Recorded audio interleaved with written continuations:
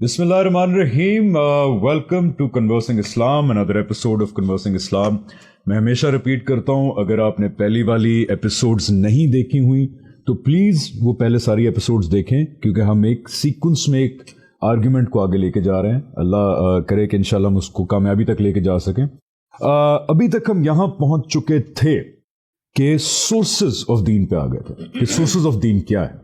Sources of दीन पे आने से पहले मैं एक और गुजारिश कर दूं कि मैं कमेंट्स पढ़ता रहता हूं। देखें, ये कोशिश जो हम कर रहे हैं ये इसलिए है कि जिन लोगों को, खास तौर पे यंगस्टर्स को, रिवायती नुक्ता नज़र के अंदर उनके सवालों के जवाबात नहीं मिल रहे, जिनमें से मैं भी एक था, जिनमें से हसन भाई भी एक थे, तो उनके लिए अगर उनको इस नुक्ता नज़र से जवाबात मिल जाए तो उनकी ज़िंदगी बहुत आसान हो जाएगी। तो इस नुक्ता नज़र को मासेस के लिए आसान करके पेश करना, एक तो हमारा ये भी जो है वो मोटिव है, और दूसरा ये है कि आलम इस्लाम के अंदर, मुसलमान उम्मत के अंदर आप भी उसका हिस्सा हैं, मैं भी उसका हिस्सा हूँ, हसन भाई भी हैं। डिसएग्रीमेंट्स के बावजूद वी आर वन टीम। मुसलमान एक टीम है, हम एक घर हैं। तो अगर हम समझते हैं कि हमसे कहीं गलती हो रही है अल्लाह ताला के पैगाम को समझने में, तो आइए एटलीस्ट उस पर गौर तो करें, उस पर देखें। सही हो सकता है, मुमकिन है हम गलत हो, लेकिन इस चीज़ को सीरियसली अब हमें लेना पड़ेगा कि हमसे कहीं खुदा के पैगाम को समझने में गलती तो नहीं हो रही। बिकॉज अगर गलती हो रही है और उसको हम ठीक नहीं करेंगे, उस पर गौर नहीं करेंगे, तो नंबर वन, ये काबिल मुआखज़ा बात होगी क़यामत के दिन। एंड नंबर टू, इन गलतियों के साथ या इन मिस इंटरप्रिटेशंस के साथ नामुमकिन हो चुका है कि हम दुनिया को खुदा का पैगाम पहुंचाएं। तो इसलिए it's very important for us to put our own house in order, ताकि हम दुनिया को खुदा का पैगाम पहुंचा के अपनी वो जिम्मेदारी निभा सकें जो मुसलमान उम्मत होने की हैसियत से हमारी वन एंड ओनली जिम्मेदारी है, कि दुनिया को खुदा के पैगाम की शहादत दें हम। इस सिलसिले में हम आ चुके थे यहाँ पे कि कुरान क्या है। और ये भी अर्ज कर दूं, बहुत कॉमन फीडबैक आ रहा है कि जी सहाबा रज़ियल्लाहु अन्हुम से ज़्यादा बेहतर पता आपको कि क्या दीन है क्या नहीं है। हम उधर ही आ रहे हैं, सुन तो लें। ऐन मुमकिन है कि जिस तरह सहाबा ने कुरान समझा, जिस तरह सहाबा ने इस्लाम समझा, कहीं हम गलती तो नहीं कर रहे ये देखने में कि सहाबा ने कैसे समझा था। तो इसलिए प्लीज़ खुले दिल से सुने ज़रा।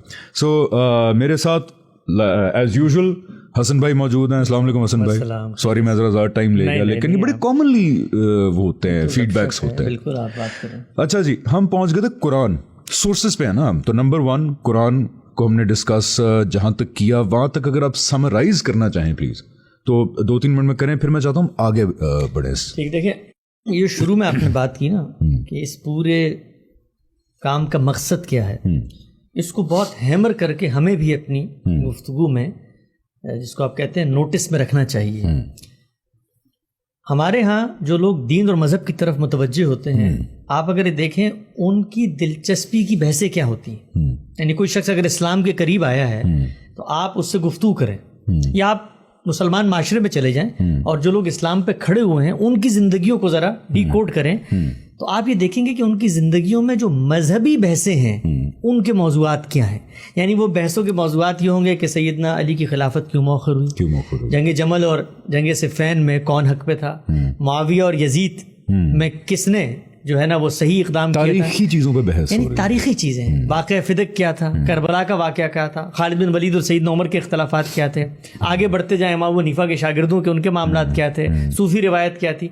हमारी पूरी जो मज़हब को देखने की ओरिएंटेशन है वो इन झमेलों में गुम हुई है, तारीखी झमेलों में, हिस्ट्री के अंदर। मैं पिछले दिनों एक साहिब से मेरी मुलाकात हुई और वो मज़हब के बारे में बहुत तशवीश में मुब्तला थे। तो उन्होंने मुझसे कहा कि मैं कुछ बहुत बड़े सवालात लेकर आना चाहता हूँ और उस पर बात करना चाहता हूँ। तो मैंने कहा ज़रूर आइए। उन्होंने जब बात की तो बात शुरू यहाँ से की कि आप ये बताइए कि जब सैयदना खालिद बिन वलीद ने सैयदना उमर को ये कहा था तो इससे तो ये साबित होता है। तो मैंने कहा कि आपने ये जो बात की है اس کا مذہب سے کیا تعلق؟ یہ تو تاریخی ہسٹری ہے. یعنی سیدنا خالد بن ولید کی ایک بات آپ کو معلوم ہوئی, سیدنا عمر کی بات ایک کسی دوسرے کو معلوم ہوئی, اس کے اندر کوئی تنازع پیدا ہو گیا, اس تنازع کا دین سے کیا تعلق ہے؟ اس کا میری آخرت کی فلاح سے کیا تعلق ہے؟ یعنی جب ہم یہ کہتے ہیں کہ ہم خدا کا پیغام لینے جا رہے ہیں تو وہ خدا کا پیغام اس میں نہیں چھپا ہوا کہ رسول اللہ حاضر ہیں کہ غائب ہیں, یا اپنی قبر میں سنتے ہیں کہ نہیں سنتے ہیں, یا مثلا ان کو یا رسول اللہ کہا جا سکتا ہے کہ نہیں کہا جا سکتا. اس کا اس سے کوئی تعلق نہیں. ہمارے اکابر یا اسلاف معصوم تھے یا نہیں تھے.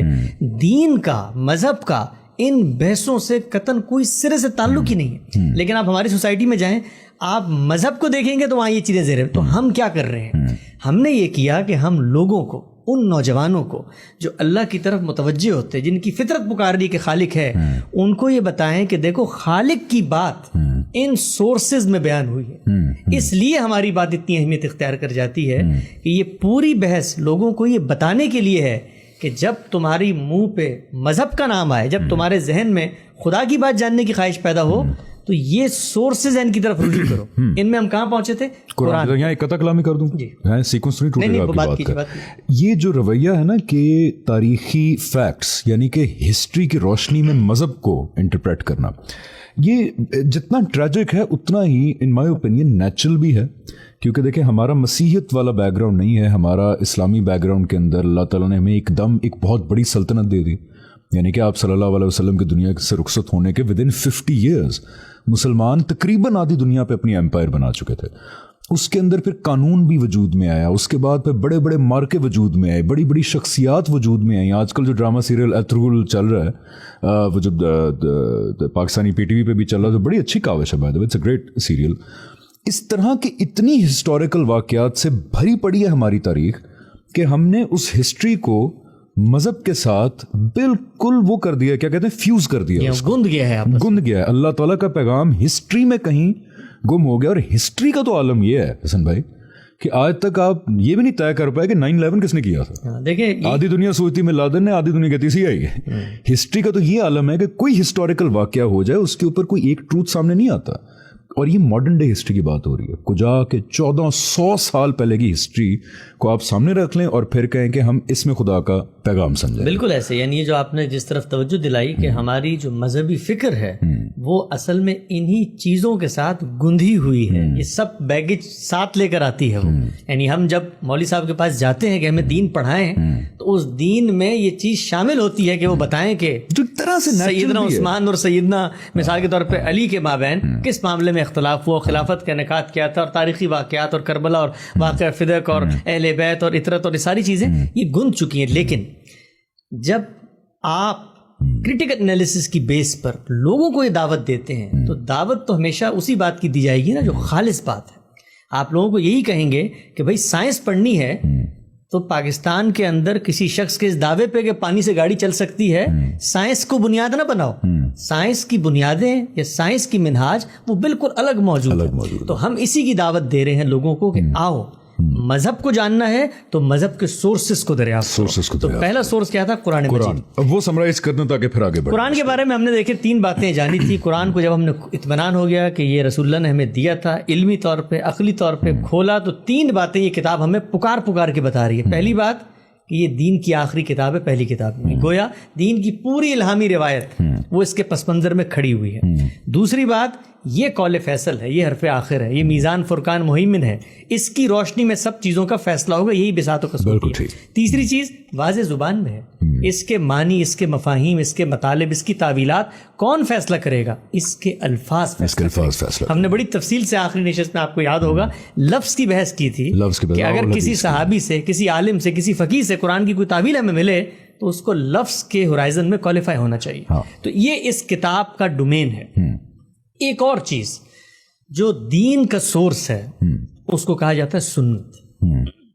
ہمارے عام طور پہ کیا ہوتا ہے کہ لوگ اپنے علم کو ٹرمینالوجیز میں چھپا لیتے ہیں, بھول جائیں اس ٹرمینالوجی کو. سنت یہ بڑی ویسے کنٹروورشل تو نہیں کہہ سکتے, بڑی ایک ہیٹڈ قسم کا ٹاپک آ گیا. So are we moving now to the second source? جی اچھا, سیکنڈ سورس یعنی کہ ہم نے قرآن پہ جتنی ہو سکتی تھی ابھی تک بحث وہ مکمل کر لی ہے, اور ہم آ رہے ہیں سورس نمبر 2 جو کہا جاتا ہے, وچ از, میں لکھ لیتا ہوں, سنہ / حدیث. ٹھیک ہے, بیکاز ہمارے ٹریڈیشنل نیریٹو میں اس کو ایک ہی تقریباً سمجھا جاتا ہے. یہاں پہ میں صرف اتنی بات کہنا چاہوں گا کہ آگے کنورسنگ اسلام میں اگر اللہ کرے یہ چلتا رہے تو ہم نا اسپیسیفک ایشوز پہ بھی آئیں گے نا, جیسے پردے کا ایشو ہو گیا, جیسے جہاد کا ایشو ہو گیا, اور کیا اس کا ریاست کا مذہب ہو سکتا ہے, نہیں ہو سکتا, تکفیر کے معاملات. لیکن وہ نہیں ہم اپنا پوائنٹ آف ویو سمجھا پائیں گے جب تک سورسز کے اوپر ہم کلیئرٹی نہیں حاصل کرتے. ہر چیز جس کو آپ کہیں گے نا دینی تصور ہے, اس پوری بحث کا مقصد یہ ہے کہ آپ کو ہر منطق, ہر فلسفہ, ہر رائے اس کے ساتھ آ کے اٹیچ کر کے منوانی پڑے. سورسز پہلے پھر سمجھنے پڑیں گے بڑے شدید طور. جی ہاں جی, اسی لیے اس پہ ہم غور کر رہے ہیں. اور بطور طالب علم میں سب کو دعوت دیتا ہوں, ہم خود اس سفر سے گزر رہے ہیں کہ اس کو جانے کے مذہب جب ہم کہتے ہیں کہ خدا کی بات ہے تو پھر خدا کی بات کو تو پھر ثابت کرنا پڑے گا نا کہ خدا کی بات ہے کہ نہیں. بالکل ٹھیک ہے نا. تو آگے بڑھتے ہیں. دیکھیے جب ہم نے اس قرآن کا مطالعہ کیا, ابھی اس کو بھول جائیں. سنت تو میں نے اس لیے بتایا کیونکہ لوگوں کی تفہیم کے لیے, سمجھنے کے لیے ٹرمینالوجی بھول جائیں کہ آپ ایک دوسرا سورس ہے, ٹرمینالوجی بھول جائیں. کتاب کو جب ہم نے کھولا, یہ کتاب رسول اللہ نے مجھے دی, رسول اللہ صلی اللہ علیہ وسلم سے کچھ باتیں کر رہی ہے یہ کتاب. میں چند باتیں بتا دیتا ہوں آپ کو ان میں سے. مثلا رسول اللہ صلی اللہ علیہ وسلم کو اس کتاب نے کہا کہ ثم اوحینا الیک, پھر ہم نے تمہاری طرف یہ وحی کی, ان اتبع ملت ابراہیم حنیفہ, کہ تم ابراہیم کے ٹریڈیشن کی پیروی کرو. اچھا, اسی طرح اس کتاب نے رسول اللہ صلی اللہ علیہ وسلم کو یہ کہا وَجَاهِدُوا فِي اللَّهِ حَقَّ جِهَادِهِ وَاجْتَبَاكُمْ, کوشش کرو اللہ کے راستے میں جتنی کوشش کا حق ہے کرنے کا, جس نے تمہیں منتخب کر لیا ہے. وَمَا جَعَلَ عَلَيْكُمْ فِي الدِّينِ مِنْ حَرَجٍ, اور تمہارے لیے دین کے معاملے کو حرج نہیں رکھا. مِلَّةَ أَبِيكُمْ إِبْرَاهِيمَ وَسَمَّاكُمُ الْمُسْلِمِينَ مِنْ قَبْلِ وَفِي هَذَا, اپنے جو پیروں ہیں ابراہیم, ان کی ملت, ان کے ٹریڈیشن کی پیروی کرو جن کو خدا نے مسلمان بنایا تھا من قبل, اپنی کتاب میں, وفی حاضر اس کتاب میں بھی, یعنی وہ بھی مسلمان تھے, تم بھی مسلمان ہو. پھر قرآن مجید نے انہی پیغمبر کو یہ بتایا کہ قل کہہ دو اننی ہدانی ربی دینا قیما ملت ابراہیم حنیفہ, اللہ تعالیٰ نے الی صراط مستقیم دینا قیما ملت ابراہیم حنیفہ, یعنی اللہ نے مجھے سیدھے راستے کی طرف توفیق دی ہے. وہ سیدھا راستہ کیا ہے؟ ملت ابراہیم. اور پھر آخر میں قرآن نے کہا فَبِهُدَاهُمُ اقْتَدِهِمْ, کہ آپ نے بھی اسی کی پیروی کرنی ہے. اب ایک طالب علم کی طرح ہم ان باتوں کو کھول کے دیکھتے ہیں, بھئی یہ کیا بات ہو رہی ہے, یعنی رسول اللہ کو کیوں کہا جا رہا ہے کہ آپ ابراہیم کی پیروی کریں, ابراہیم کے راستے کی پیروی, ابراہیم کے ٹریڈیشن کی پیروی کریں, اس کی ملت کی پیروی کریں, اس کے طریقے کی پیروی کریں, اس کے رواج کی پیروی کریں, جو کچھ ہم نے اس کو دیا تھا اس کی پیروی کریں, آپ پابند ہیں اس کی پیروی کی. یہ بات جب ہم نے قرآن میں پڑھی تو فوراً سے ہمارے ذہن میں کیا بات آنی چاہیے؟ سوچیں کیا آنی چاہیے؟ یہ جو بات پڑھی تو آنی چاہیے کہ جو پیروی کرنے کا کہا جا رہا ہے وہ اس وقت کہیں زندہ ہی ہوگا نا. بہت اچھی بات. یعنی پہلی بات تو یہ ہے, بہت خوبصورت بات کی آپ نے, کہ جب میں آپ کو یہ کہوں, میں پہلے ہاں چلے, میں آپ کو کہوں کہ حسن بھائی جا کے ٹوپی پہنا ہے, ہاں ٹھیک ہے, ٹھیک, صرف اگر میں اتنا جملہ کہوں گا تو اس کا مطلب ہے کہ آپ کو بھی پتا ہے کہ ٹوپی کیا ہے, اور ٹوپی ایگزسٹ بھی کرتی ہے, ٹھیک ہے. فار ایگزامپل اگر ٹوپی ہی نہ ایگزسٹ کرتی ہو یا ٹوپی پہننے کا رواج ہی نہ ہو دنیا کے اندر, تو میں آپ سے کیا کہوں گا کہ پھر ڈفرنٹ بات کروں گا نا. پہلے تو آپ بتائیں گے کہ پہلے میں کہوں گا حسن بھائی ایک چیز ہوتی ہے ٹوپی, نہیں ایک چیز ہوتی ہے جو آپ کا سر ڈھانپتی ہے, وہ اس طرح کی بنی ہوتی ہے, اس کو آپ پکڑیں اور اپنے سر پہ اس طرح پہن لیں گے یہاں تک سر آپ کا چھپ جائے, اور اس کا نام آج سے ہم رکھتے ہیں ٹوپی.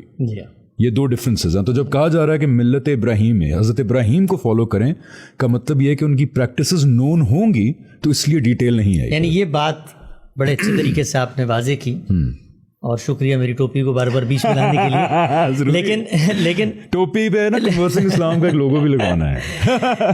لیکن آپ یہ دیکھیے, سادہ سی بات ہے نا, کوئی دقت ہوئی آپ کو سمجھنے میں؟ نہیں. آپ نے بڑی اچھی مثال دی, 20 مثالیں دی جا سکتی ہیں. بھائی میں کہتا ہوں اس رستے پہ جاؤ, وہ رستہ ایگزسٹ کرے گا تو میں جاؤں گا نا. اللہ تعالیٰ کے بارے میں آپ یہ تصور کر سکتے ہیں کہ وہ کسی ایسی چیز کے بارے میں کہیں جو ہو نا, جو موجود نہ ہو؟ کیسے ہو سکتا ہے؟ یعنی میں اور آپ نہیں تصور کر سکتے, تو پھر وہ کیسے کر سکتے ہیں؟ تو اللہ نے قرآن مجید میں نے 5-6 مقامات بتائے, 20 مقامات ہیں, پامال مضمون ہے, ہر جگہ پر, ہر صفحے پر بکھرا ہوا ہے, کہا جا رہا ہے اس کی پیروی کرو. تو پہلی بات کیا معلوم ہوئی؟ ایگزسٹ کرتی. ایک اور وہی مشورہ نا, اگر میں فرحان بھائی سے کہوں یار نیچے سے جا کے ذرا سودا لیں, تو یعنی کہ گاندھی سینٹر سے نیچے سے جائیں ذرا, تو ان کو راستہ پہلے پتہ ہی ہوگا نا, تو میں نے ڈیٹیل نہیں بتائی, ورنہ میں کہتا کہ فرحان بھائی اٹھیں یہاں سے رائٹ ہوں, پھر لیفٹ ہوں, پھر سیڑھیوں سے نیچے جائیں گے تو باہر کا رستہ آئے گا. If I am not seeing that to him, it automatically means کہ ہی نوز دا رستہ. یعنی ہم نے قرآن کے بارے میں جو پہلی بات جانی تھی, پہلا اصول وہ کیا تھا کہ دین کی آخری کتاب, پہلی کتاب نہیں ہے. اب اگلا سوال پیدا ہوتا ہے, اگر پہلی کتاب نہیں ہے, آخری کتاب ہے, تو جو پہلے لوگ موجود تھے اور دین شروع سے ایک ہی ہے, قرآن نے بتا دیا شرع لکم من الدین ما وصی به نوح والذی اوحینا الیک ما وصینا به ابراہیم وموسیٰ وعیسیٰ ان اقیموا الدین ولا تتفرقوا فیہ. ایک ہی دین ہے, ایک ہی دین ہے. تو سوال یہ پیدا ہوا کہ بھائی جب دین ایک ہے تو مقصد بھی ایک ہونا چاہیے. جب مقصد ایک ہے تو پھر مقصد کو جس طریقے سے امپلیمنٹ کرتے ہیں اس امپلیمنٹیشن کا قانون بھی ایک ہونا چاہیے. اچھا, ایک سوال اور پیدا ہوتا ہے, قانون چونکہ انسانوں سے متعلق ہوتا ہے اور انسان اپنے معاشرے, اپنے تہذیب, اپنے کلچر کے اندر کچھ محدودات کے پابند ہیں, تو پھر اس قانون میں تغیر یا تبدیلی اس کے بیسک ایسنس میں نہیں آئے گی, اس کی شکل میں آ سکتی, اس کے طریقہ کار میں آ سکتی, اس کے اسٹرکچر میں آ سکتی. جو میں سمجھا ہوں ابھی تک کہ قرآن خود کہتا ہے, یہ ہم نہیں کہتے, کہ شروع سے لے کے ایک ہی دین تھا. تو یعنی کہ دین ایک ہونے کا مطلب ہے کہ اس کے اہداف بھی ایک ہی ہوں گے, اس کی امپلیمنٹیشن کے جو بیسک پرنسپلز ہیں وہ بھی ایک ہوں گے. یعنی کہ اللہ تعالیٰ کی سنت کہہ لیں اس کو, اپنے دین کے حوالے سے اللہ تعالیٰ کی سنت بھی ایک ہی ہونی چاہیے. یہ why do you conclude that? Change بھی تو ہو سکتی ہے. اچھا, ایک مثال دیتا ہوں آپ کو یہ بات سمجھانے. ہو سکتا ہے, نہیں میں اپنا پوائنٹ آف ویو نا کامن مین سے لے کے آ رہا ہوں. ہو سکتا ہے کہ دین کا پہلے مقصد صرف ہو کہ لوگوں کو عبادت کروانی ہے, لیکن آخری دفعہ جب قرآن آیا, آپ صلی اللہ علیہ وسلم آئے, تو ہو سکتا ہے مقصد اور چینج ہو گیا کہ اب عالمی لیول پہ جو ہے وہ نافذ ہونا ہی ہے. اب یہ جیسے ڈاکٹر اسرار صاحب نہیں کہتے تھے کہ اللہ ان کو جنت نصیب کرے, کہ اسلام جب نافذ نہیں ہوتا تو مذہب ہوتا ہے, لیکن جب نافذ ہو جائے تو وہ دین ہوتا ہے. تو آداب چینج بھی تو ہو سکتے ہیں. تو بس پھر وہی کام کریں گے جو ہم نے پچھلی 3 قسطوں میں کیا ہے, کہ انگلی پکڑیں گے آپ کی, ہم کہیں گے بالکل ٹھیک کہہ سکتے ہیں, آپ سے غلطی, آپ کیسے غلط بات کر سکتے ہیں, آئیے اپنی بات کو اس کتاب کے الفاظ سے کوالیفائی کرتے ہیں. یہ دیکھ رہے ہیں آپ سورسز ہوتی کیا ہیں, یعنی کچھ بھی کہیں آپ. اور میں لے میں ہوں, لیکن مجھے پتا قرآن میں لکھا ہے کہ اور اللہ تعالیٰ اپنی سنت میں کبھی تبدیلی نہیں کرتا. قرآن مجید یہ بتاتا ہے کہ جب دین شروع سے ایک ہے, قرآن مجید جب یہ بتاتا ہے کہ دین کا مقصد کیا ہے, قرآن مجید جب یہ بتاتا ہے کہ پیغمبر کو بھیجتے کیوں ہیں, تو پھر وہ پیغمبروں کی داستان سناتا ہے نا. تو پھر آپ پیغمبروں کی داستان میں اگر کوئی کانٹرڈکشن پیدا ہو گئی ہے, پہلے پیغمبروں کو حکومت قائم کرنے کے لیے بھیجا گیا تھا اور ان کو کسی اور مقصد سے ان کو حکومت کے لیے بھیجا گیا ہے, تو یہ سب کے سب فلسفے, سب کے سب نظریات. میں یہ نکلوانا چاہ رہا تھا کہ قرآن اٹس سیلف بتاتا ہے, اٹ سیلف بتا رہا ہے. یہ آپ کی اور میری کوئی لاجیکل ازمپشن نہیں ہے. وہ جو کہتے ہیں نا گاندھی صاحب, آپ میں ہم سارے لاجک سے سمجھنے کی کوشش کرتے ہیں, قرآن بتا رہا ہے جگہ جگہ. پلیز ایک منٹ ذرا اس کو مزید ایکسپلین کر دیں کہ اللہ تعالیٰ نے سمرائز کر کے کہاں کہاں بتایا ہے کہ میری سنت نہیں بدلتی ان معاملوں کے. لیکن وہ تو قرآن مجید کے اندر صفحے پہ اللہ تعالیٰ نے بتایا, ولن تجد لسنت اللہ تبدیلا. کفار کے ساتھ معاملات ہوں, انکار کرنے والے ہوں, رسولوں کو بھیجا جائے تو اس کے ساتھ جو قانون ہو, ویسے اللہ تعالیٰ کا دنیا میں عزل و نسب کا قانون ہو, قوموں کو اٹھانا گرانا, ان سب چیزوں کے بارے میں اللہ نے طے کر دیا ہے کہ اللہ کی سنت تبدیل نہیں ہوتی. وہ جو بات میں نے کی تھی اس کو میں ایک سادہ مثال سے سمجھاتا ہوں. میں آپ سے کہتا ہوں کہ بھائی آپ پاکستان کے شہری ہیں, آپ پاکستان کے آئین کی پیروی کریں, کانسٹیٹیوشن آف پاکستان کے آگے سرنڈر کرنا, اس کو اوبے کرنا, اس کی کمانڈز اور اس کی جو انسٹرکشن ہے ان کو فالو کرنا, یہ آپ پر لازم ہے. تو اب کانسٹیٹیوشن آف پاکستان کب بنا تھا؟ 1973 میں, 1973 کا آئین.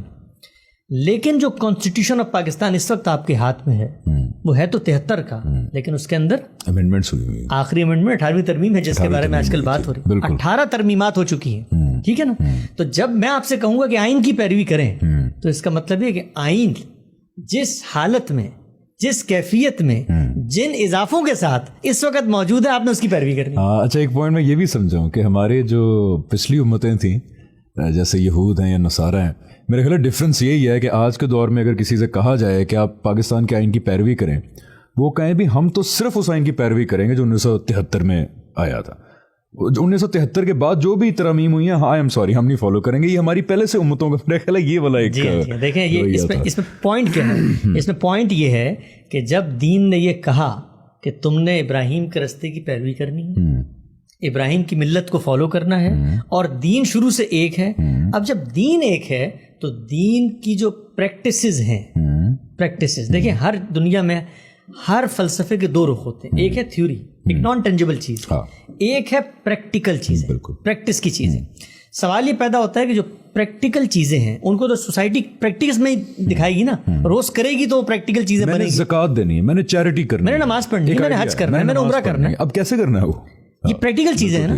سوال یہ پیدا ہوا کہ یہ جو پریکٹیکل چیزیں ہیں، ان پریکٹیکل چیزوں کو انیشیٹ جیسے بھی ہوئی ہوں، لکھ کے ہوئی ہوں، بول کے ہوئی ہوں، آسمان سے آواز آئی ہو، جیسے بھی ہوئی ہوں، ایک دفعہ انیشیٹ ہو گئی اگر، اب وہ سوسائٹی کا مشترکہ کمبائن حافظہ ہے، کمبائن میموری ہے. کیوں؟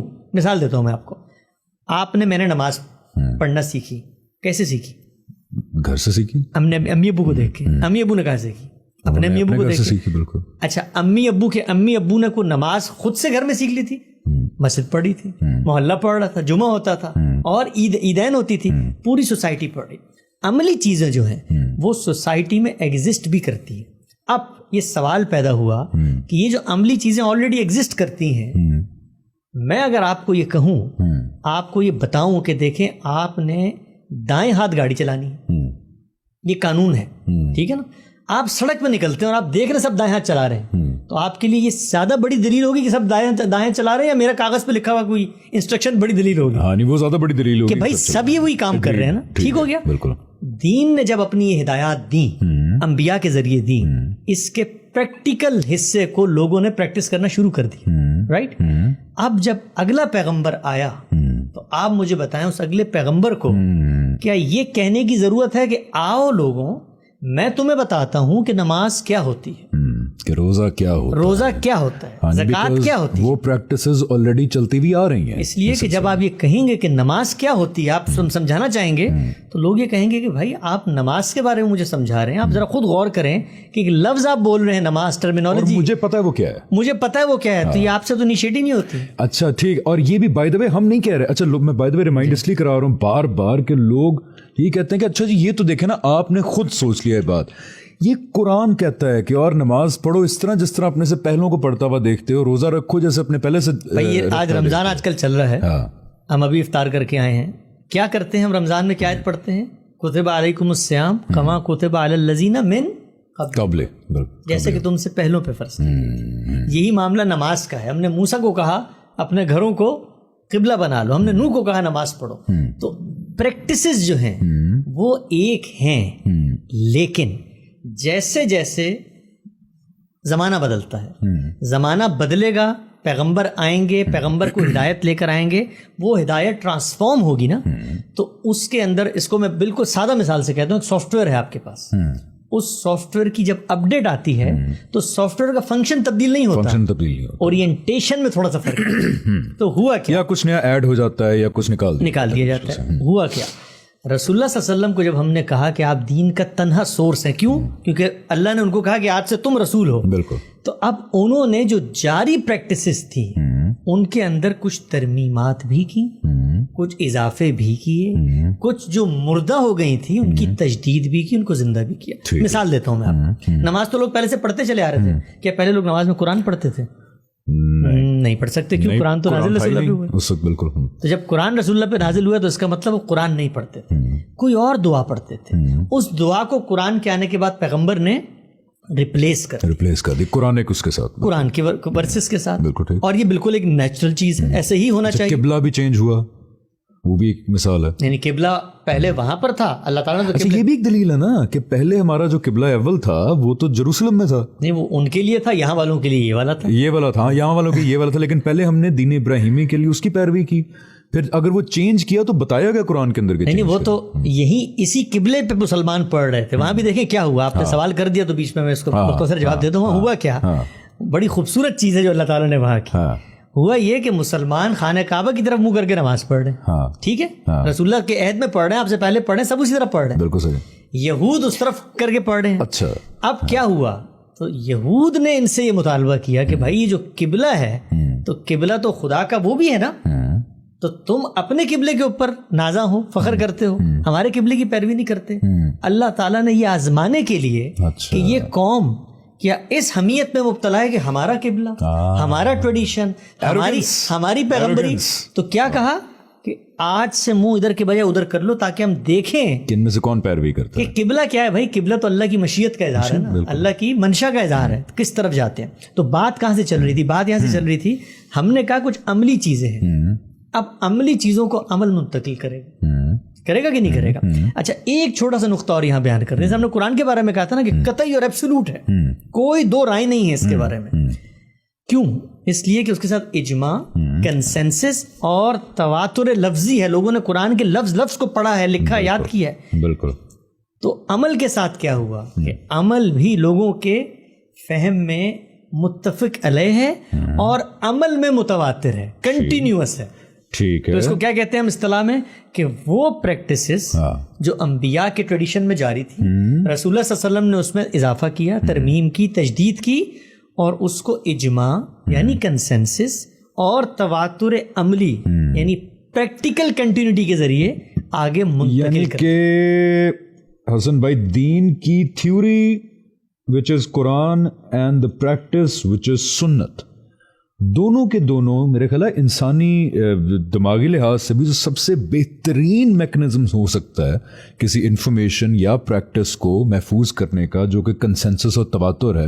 تو یعنی قرآن اور اس کی پریکٹس، ہمارے پاس کنسنسس کسی 10 لوگوں کا نہیں، علماء کا نہیں، پوری جنریشن کا کنسنسس اور تواتر 1400 سال سے جو چلتا آ رہا ہے اس سے پہنچا. اچھا اسی لیے آپ کبھی نوٹس کریں لوگوں کو بتانے کے لیے کہ اس کے بعد بریک سے واپس آ کے پھر ول کنٹینیو یہیں سے کہ سنت کی طرف آ رہے ہیں، کیوں ڈفرنس نہیں ہے مسلمان امت کے اندر کہ 5 نمازیں ہیں سب مانتے ہیں، لیکن نا کتنے فرقے ہیں، کتنے سیکٹس ہیں، کتنی سیاسی موومنٹس چلیں، کتنی ایمپائرز بنی، گریں، لڑائیاں ہوئیں، جنگیں ہوئیں، آج تک کسی سیکٹ نے آگے یہ نہیں کہا یا یہ مین سٹریم نہیں بنا کہ یہ نمازیں تو 3 ہیں یا نمازیں 8 ہیں.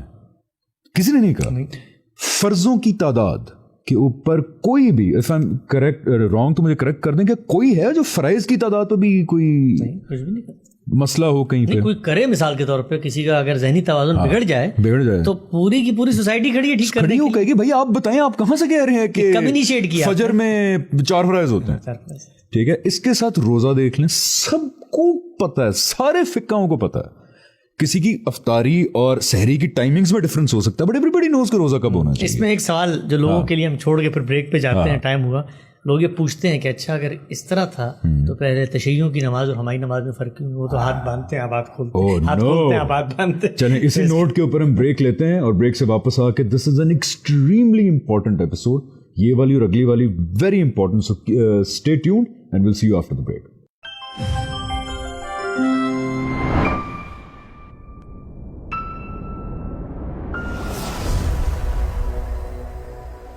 جی welcome back to conversing Islam. ہم سورسز پہ آ چکے ہیں اور سورسز کے اندر we've completed in summarised way قرآن، اور اب ہم موو کر رہے ہیں اس بات کے اوپر کہ قرآن کے اندر جو دین بتایا گیا اس کی جو اپلیکیشن ہے فزیکلی اس کی طرف ہم آ رہے ہیں. So without wasting further time please continue. Hasan بھائی یہ بڑی امپورٹنٹ ایکیڈیمک پوائنٹ ہے جس کو ہم ہٹ کر رہے ہیں. جی دیکھیں پھر سے جوڑ لیتے ہیں تاکہ لوگوں کے ذہن میں بات تازہ رہے کہ میں بطور ایک عام آدمی کے مذہب کے بارے میں جب غور کرتا ہوں تو مذہب نہ کسی تاریخی واقعے کا نام ہے، نہ کسی کے حق و باطل پہ ہونے کا نام ہے، نہ اس بات کا نام ہے کہ کس نے دروازے سے کس کو دھکا دیا تھا، نہ اس بات کا نام ہے کہ کس میدان میں کیا کون جیتا تھا. میں نے ابتدا میں آپ سے عرض کیا تھا کہ مسلمانوں کے معاشرے میں جا کر ان کی مذہبی فکر کو اگر آپ ڈی کوڈ کریں تو آپ کو جو موضوعات ان میں دلچسپی کے نظر آئیں گے ان میں سے کسی ایک کا بھی مذہب سے کوئی تعلق نہیں.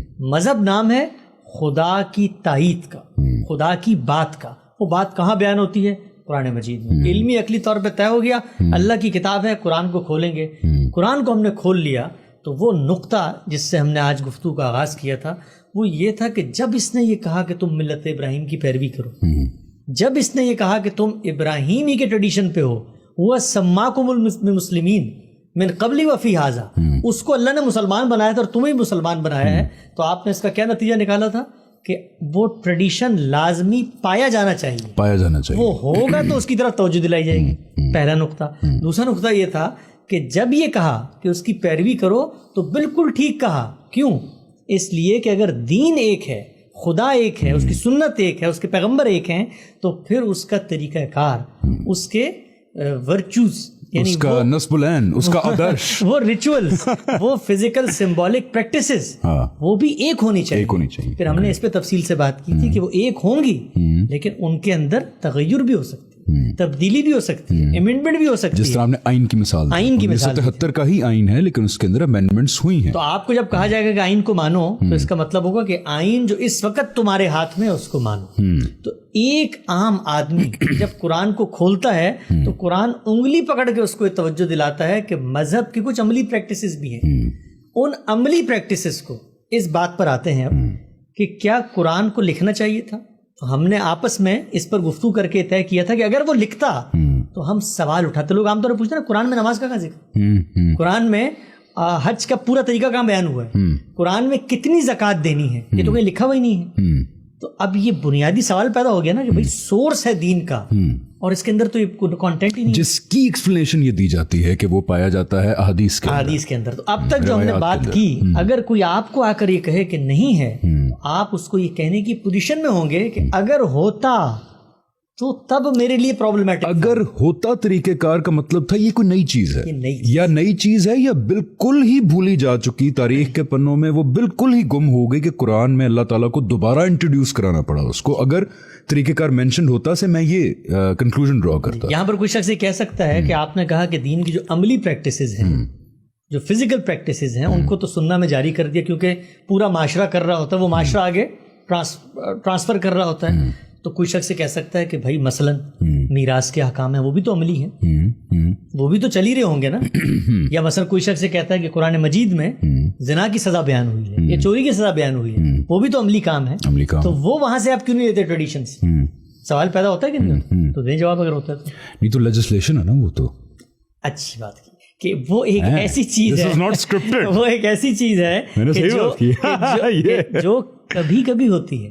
یعنی کہ دن میں 5 وقت انسان زنا کر کے کوڑے مارے جاتے ہیں اس کو, کیا روز انسان کو چوری کر کے ہاتھ کاٹے جاتے ہیں. وہ کتاب کا حکم پہلے بھی کتاب کا حکم تھا, اس کتاب کے حکم کو ریپلیس کر دیا کتاب کے دوسرے حکم, اس حکم نے, یعنی کہ 1973 کے آئین کے اندر 18ویں ترمیم نے ریپلیس کر دیا جو اس سے پہلے والی چیز تھی. تو اس کو مسلمانوں کے ٹریڈیشن میں نہیں ہونا چاہیے, اس کو کتاب ہی میں ہونا چاہیے. کیوں؟ پہلے نہیں تھی نا, کیونکہ پہلے بھی کتاب کا حکم تھا, اب بھی کتاب کا, لیکن پہلے کتاب کا حکم ڈفرنٹ تھا. اگر وہ چینج ہوا ہے تو وہ نئے سرے سے اللہ تعالیٰ بتائیں گے, نئے سرے سے کتاب میں آنا چاہیے, اس کا عملی چیزوں سے کوئی تعلق نہیں. آگے بڑھاتے ہیں اس بات. لوگ یہ کہتے ہیں, یہ تصور گاندھی صاحب نے اپنی کتاب میں ایک جملہ لکھا کہ سنت کا مطلب کیا ہوتا ہے؟ طریقہ, رستہ. وہ رستہ پٹا ہوا, اس پہ لوگ بہت چل چکے ہیں, یہ اس کا لفظی معنی ہے.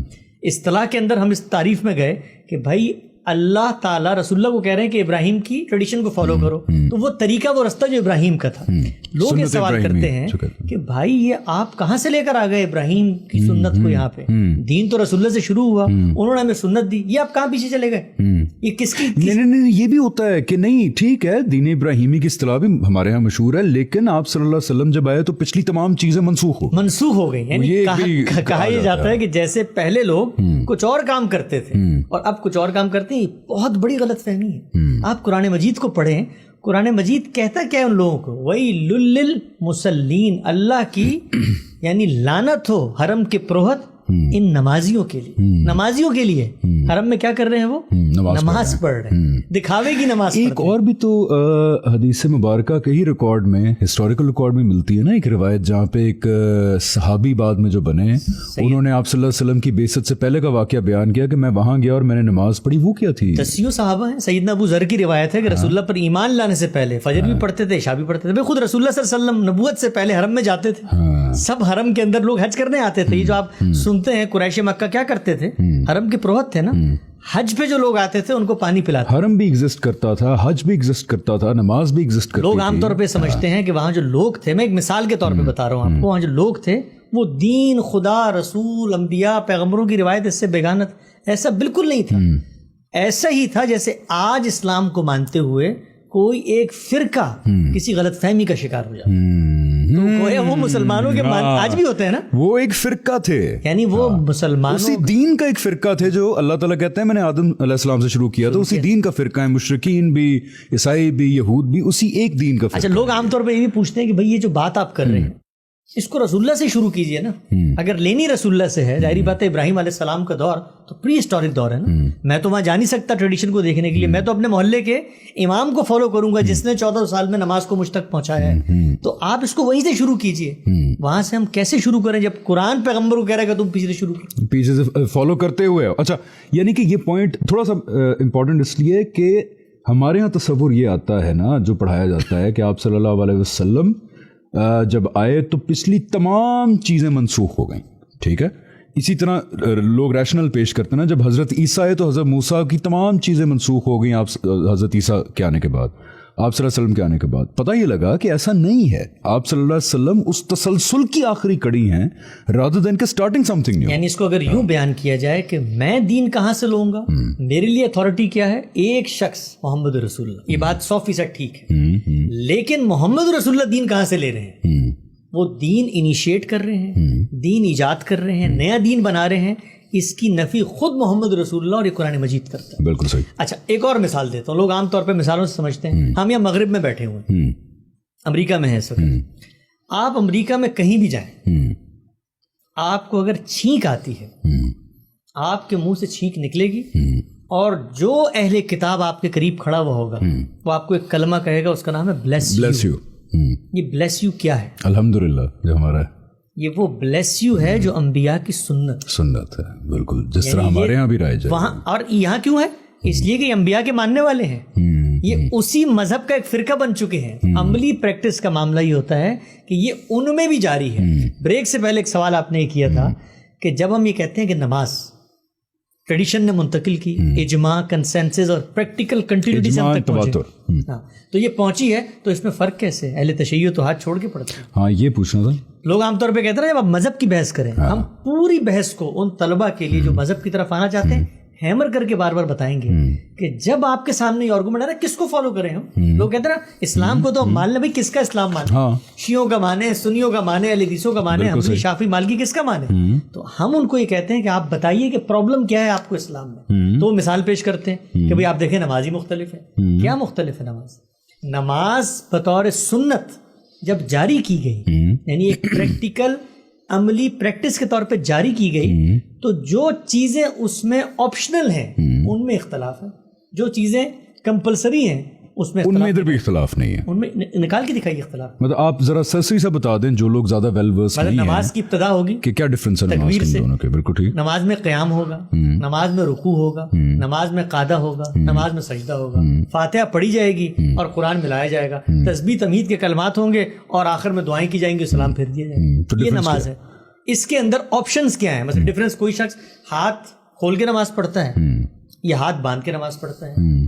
اس کا اس نماز کا جو کمپلسری حصہ ہے اس سے کوئی تعلق نہیں. اس کا تعلق انسان کی سعادت سے ہے کہ جب وہ کھڑا ہو تو کھڑا ہونے کے بعد اس کے لیے کون سا سمبل زیادہ مؤدب ہونے کی نشانی. کوئی کھول کے کھڑا ہو جاتا ہے، کوئی بند کرے. یعنی کہ اس یہاں پہ اختلاف کے اندر بھی جو فنڈامنٹل ہے اس کے اندر کوئی اختلاف نہیں. یعنی یہ اختلاف روا رکھا گیا تاکہ انسان اپنی طبیعت، اپنے مزاج، اپنے ذوق سے کام کرے. اسی طرح لوگ کہتے ہیں بھی نماز کے اذکار میں اختلاف. لوگ اتحیات میں بیٹھتے ہیں، کوئی کچھ پڑھتا ہے، کوئی کچھ پڑھتا ہے، اور جو پڑھتا ہے وہ رسول اللہ سے ثابت کرتا ہے. ہم نے تو یہ سنا ہے جب رسول اللہ سے آپ نے 5 باتیں ثابت کر دی، اس کا مطلب کیا ہے؟ کہ وہ کمپلسری اس کے اندر نہیں ہے. اس کا مطلب یہ کہ جب آپ نے 5 آپشن دے دیے، ایک چیز کمپلسری ہے ہی نہیں. جو چیز کمپلسری ہے وہ کیا ہے؟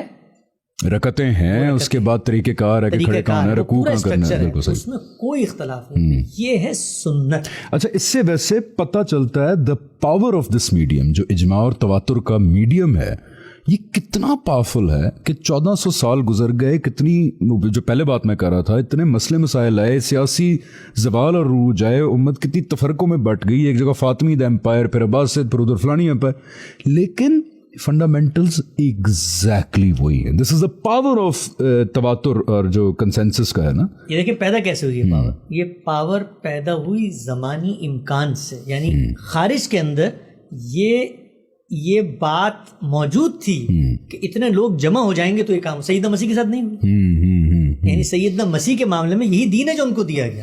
ابھی آپ نے ایک بات کی تھی کہ لوگ کہتے ہیں کہ وہ آئے تو پچھلی منسوخ ہو گئی. ان کے تو خطبات شروع یہیں سے ہوتے ہیں کہ میں منسوخ کرنے نہیں آیا تورات. ایگزیکٹلی, بالکل بھائی میں تورات کو زندہ کرنے آیا ہوں, اس کو زندہ کرنے آیا ہوں, اس کو ریوائیو کرنے آیا ہوں. بالکل ٹھیک ہے, اوکے. سو ہم یہاں تک پہنچ گئے نا کہ تواتر کنسنسس, ٹھیک ہے, یعنی ضروری ہے, اور اس کا تواتر ضروری ہے جنریشن در جنریشن.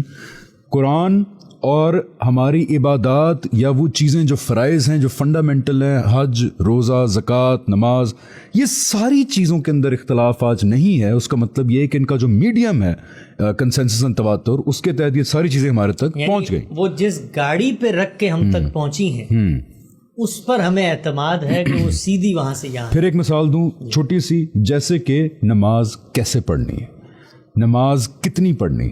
آپ صلی اللہ علیہ وسلم نے جو پچھلی امتیں کر رہی تھیں, جو سنت چلی آ رہی تھی, جو قرآن نے کہا آپ صلی اللہ علیہ وسلم کو کہ سنت ابراہیمی کو فالو کریں, جو وہ چلتی آ رہی تھی, ٹھیک ہے, اس کو جاری کیا. اس میں کچھ بدعتیں آ گئی تھیں تو اس کو کریکٹ کیا, اور کچھ اضافہ کرنا تھا تو وہ کیا, اور اس کو جاری کیا ایک پوری کی پوری جنریشن کو, جس نے آگے پوری کی پوری جنریشن کو جاری کیا. یعنی کہ ایسے نہیں ہو سکتا کہ میں پوچھوں کہ ظہر کی نماز پڑھنے کا طریقہ کون سی کتاب میں لکھا ہوا ہے, تو آپ مجھے کسی حدیث مبارکہ کتاب سے نہیں بتا سکتے.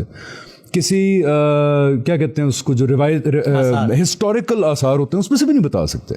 یہ پتہ کہاں چلے گا؟ پریکٹس سے پتہ چلے گا. اور کچھ فقہ کی کتابوں میں بھی اس کو کمپائل کیا گیا اس طریقے کا. فقہ کی کتاب کیا کرتی ہے؟ فقہ کی کتاب جو کچھ معاشرے میں ہو رہا ہے اس کو, ظاہری بات ہے انسان کر رہے ہیں نا, تو کچھ انسان اس کا ہسٹوریکل ریکارڈ بھی مرتب کر رہے ہیں.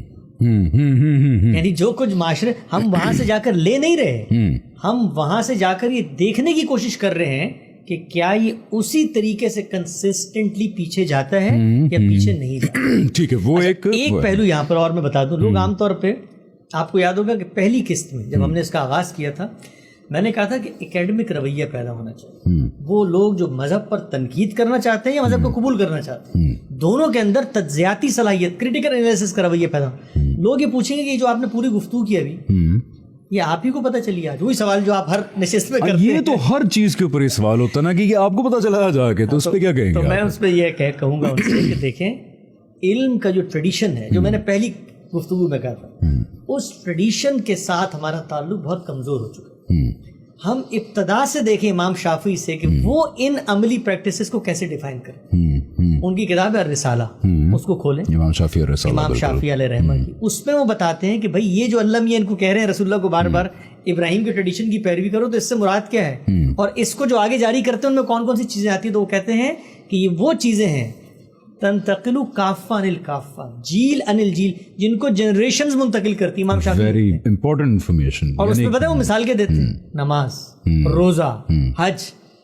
آگے چلیں, آپ ابن عبد البر کو پڑھیں, بہت مشہور عالم دین. وہ اپنی کتاب جامع بیان العلم میں یہ بات بیان کرتے ہیں, بلکہ وہ تفریق کر کے بیان کرتے ہیں کہ بھائی یہ جنریشنز کا علم ہے, بلکہ وہ اس سے ایک آگے کی بات بھی کرتے ہیں جس کو ہم کرٹیسائز کرتے ہیں. وہ کہتے ہیں کہ یہ جو جنریشن کا علم ہے نا, اس کی کسی نے مخالفت کی تو اس کو گردن اتار دیں گے. گردن اتارنے کا بہت شوق ہے. نہیں, اس لیے کہ وہ دین سے انحراف کر رہا ہے نا, اس نے دین چھوڑ دیا ایک طریقے سے. اسی طرح آگے بڑھیں, تفاسیر کا ذخیرہ پڑھیں. آپ ابو بکر جساس کو دیکھیں, فقہا کو دیکھیں, آپ تبری کو دیکھیں, آپ آلوسی کو دیکھیں, کہیں نہیں دیکھ سکتے, اردو زبانی جانتے ہیں تو شاہ ولی اللہ علیہ رحمہ کی حجت اللہ بالغہ کا چھٹا باب پڑھ لیں. وہ بتاتے ہیں کہ ملت ابراہیم کی پیروی سے کیا مراد. Very good. یہی وہ علم کا ٹریڈیشن ہے. آپ کو یاد ہوگا کہ پہلی قسط میں نے بہت زور دے کر کہا تھا کہ لوگ, آپ نے مجھ سے پوچھا تھا کہ آپ گاندھی صاحب کی طرف آپ کا التفات کیسے ہوا, تو میں نے کہا اس لیے کہ وہ جو علم کا ٹریڈیشن ہے وہ اس میں کھڑے ہوئے ہیں. بالکل صحیح. ماضی سے واقف ہوں گے تو پھر آپ کے لیے جملہ کوئی پرابلم, خلاصہ کر دیتے ہیں گفتگو کا. خلاصہ یہ ہے کہ اب آپ میرے پاس ایتھیسٹ بن کے آئیں, یا میرے پاس امام ابو حنیفہ کے مقلد بن کے آئیں, یا جاوید احمد غامدی صاحب کے فالوور بن کے, دین کے بارے میں جب آپ کوئی جملہ زبان سے نکالیں گے تو مجھے اور آپ کو اور مذہب کے ہر طالب علم کو اکوپڈ ہونا چاہیے کہ ہم یہ کہیں کہ بھائی تمہاری گفتگو بہت سیر انگیز ہے, بڑے معنی اور مفاہیم اور مطالب اس میں پنہا ہیں, لیکن بات تم اللہ کی کر رہے ہو اور دلیل تم اپنے آپ سے دے رہے ہو. لے کر آؤ اس سورس سے دلیل. یہ فلٹر ہے, یہ کسوٹی ہے, یہ بساط ہے. آپ کو میں مزے کی بتاؤں, آپ دین کے اختلافات کی ایک فہرست بنائیں, معاشرے میں جائیں, لوگوں سے پوچھیں جو مذہبی اختلافات فہرست بنائیں, یہ 2 سورسز ہیں, ان 2 سورسز میں ان کو ڈالیں, یہ فلٹر ہے ایک طرح سے, یہ پھر قرآن اور سنت, قرآن اور سنت. اور لوگ عام طور پہ کہتے ہیں کہ صرف قرآن, بھائی صرف قرآن نہیں, صرف رسول اللہ. یار ختم کرتے ہیں, صرف رسول اللہ, بس آج کے ایپیسوڈ ختم کرتے ہیں کہ ہم یہ صرف رسول اللہ صلی اللہ علیہ وآلہ وسلم وہ ہیں جو بتائیں گے دین کیا ہے. ورنہ میں تو زیادہ توجہ سے بات کس کی سنوں گا, افلاطون ارسطو کی سن لوں. بالکل صحیح. میں تو کسی حکیم, کسی فلسفی, کسی مجھے لگتا ہے کہ محمد رسول اللہ نے اس کو دین کی حیثیت سے جاری کیا تھا, میں تب مانوں, میں تو آنکھ اٹھا کر تب دیکھوں. بالکل صحیح. وہ ہیں, قرآن و سنت تو بعد میں ہیں, وہ کچھ نہ دیتے. ایک مثال دے رہا ہوں میں, ان کے پاس لوگ جمع نہ ہوتے, ایمان نہ لاتے, سیدنا مسیح والا معاملہ ہو جاتا, تو ان کی چند حکایتیں اور باتیں ہوتی ہیں نا اس طرح بائبل کے مجموعات میں لکھی گئی ہیں, تو ہم اس میں سے دین تلاش کرتے, اور اگر ہمارا فیصلہ نہ ہوتا تو پوری زندگی دیواروں میں سر مار کے رخصت ہو جاتے. ہم کہتے ہیں ہمیں نہیں پتا دین کیا ہے, ہمیں نہیں پتا, ہمیں اختلاف کا فیصلہ کرنے والی کتاب نہیں ہے ہمارے ہاتھ میں. لیکن اللہ کے رسول نے کیا یہ معاملہ کیا؟ کیوں نہیں کیا؟ اس لیے کہ علم کے جس دور میں وہ آئے ہیں, لوگ یہ سوال پوچھتے ہیں نا, نبوت اور رسالت کیوں ختم ہوگی بھائی؟ نبوت اور رسالت کرنے کیا آتی ہے؟ وہ خدا کا یہ پیغام دینے آتی ہے نا, جو کمپلیٹلی پہنچا. 2 کام ہیں رسولوں کے, اتمام نعمت اور اتمام حجت. ان دونوں کا ڈاکومنٹڈ ریکارڈ کیا ہے؟ یہ آپ کے ہاتھ میں ما بین الدفتین, یہ کتاب. اس کتاب کو آپ ختم کر دیں, ہم بھی چیخ کے خدا سے مطالبہ کریں گے کہ رسول بھیجو, رسول بھیجو. تمہاری سنت تھی رسول بھیجنا, تم نے وعدہ کیا تھا کہ تم کہاں ہے وہ ہدایت, تم کہتے تھے کہ میں نے جنت کے لیے منتخب کرنا ہے.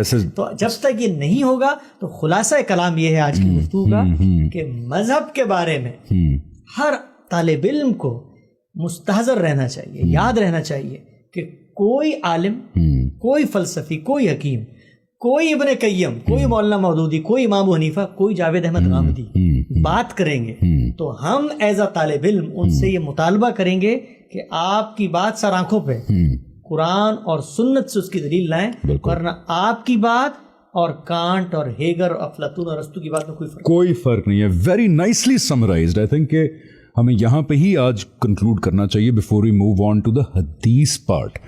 اب اگلی ایپیسوڈ میں ہم یہ کریں گے نا, بیکاز آئی نو کہ جو دیکھ رہے ہوں گے ان کے ذہن میں ایگزیکٹلی اس وقت یہ چل رہا ہوگا کہ جی سنت اور حدیث کا جو آپس میں ایک کیا کہتے ہیں, کچھ مسکنسیپشنز بھی ہیں, ان کا ایک ریلیشن شپ آپس میں ڈیولپڈ ہے.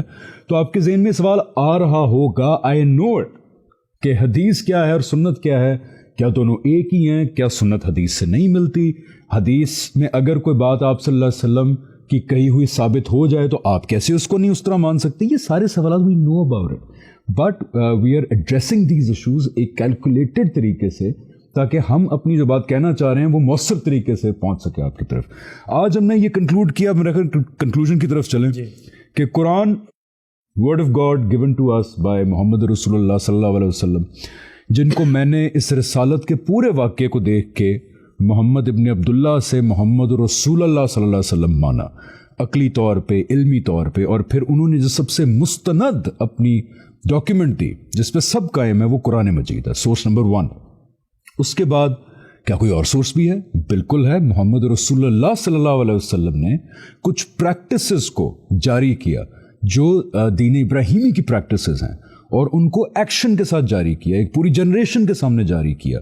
نماز ہے, روزہ ہے, حج ہے, اس کے علاوہ باقی پریکٹسز ہیں. وہ کیسے, اب سوال پیدا ہوا نا کہ قرآن اور سنت مان لیا, میرے تک کیسے آئیں؟ تو وہ کسی ایک کتاب کی صورت میں نہیں آئی, صرف ایک کوئی تاریخی کتاب, وہ کوئی 10 لوگوں نے ہمیں نہیں بتائیں, وہ کوئی 6 علماء نے نہیں بتائیں, وہ کوئی 2000 علماء نے نہیں بتائیں ہمیں. یہ قرآن اور سنت کیسے پہنچی ہماری طرف؟ پوری کی پوری جنریشن کے اجماع اور تواتر سے, یعنی کہ پوری جنریشن نے ایک کام ہوتا ہوا دیکھا, اس کو کیا, قرآن سنا, یاد کیا, لکھا, اگلی جنریشن کو پہنچایا. دس از انسانوں کے لیول پہ the most accurate way to transfer any information اور پریکٹس. اسی لیے اب آپ کہیں گے کہ یار یہ تو آپ کا خیال بھی ہو سکتا ہے کہ بڑا افیکٹو ہے, یہ نہیں, ریالٹی کے اندر اس کا ایویڈنس موجود ہے. کیا ایویڈنس موجود ہے؟ کہ قرآن اور سنت ہمارے تک بالکل خالص فارم میں پہنچ چکی ہے. اجماع و تواتر سے کیا ایویڈنس ہے اس کا سب سے بڑا ایویڈنس یہ ہے, قرآن میں, عبادات میں, سنت میں کوئی پوری دنیا کے مسلمانوں کے اندر کوئی اختلاف آج تک موجود نہیں رہا. مثال کسی مسلمان نے یا فرقے نے کہا کہ آج تک یہ نہیں کہا کہ 5 نمازیں نہیں ہیں جی 3 ہیں یا 8 ہیں, یا ظہر کی نماز میں 4 فرض نہیں ہیں 2 فرض ہیں, کسی نے نہیں کہا آج تک یہ. تو اس کی ایویڈنس یہ ہے کہ آج تک کوئی اختلاف ان چیزوں میں نہیں آیا. یہاں تک ہم پہنچ چکے ہیں 2 سورسز کے اوپر. In the next episode, we would want to touch now, slowly, gradually, the hadith part. We come to the tarihi record part. So till then, stay tuned and stay safe. I hope آپ کا رمضان اچھا جا رہا ہوگا ساروں کا. Give time to your family, do good deeds, and we'll see you in the next episode. So, assalamu alaikum wa rahmatullahi wa barakatuh.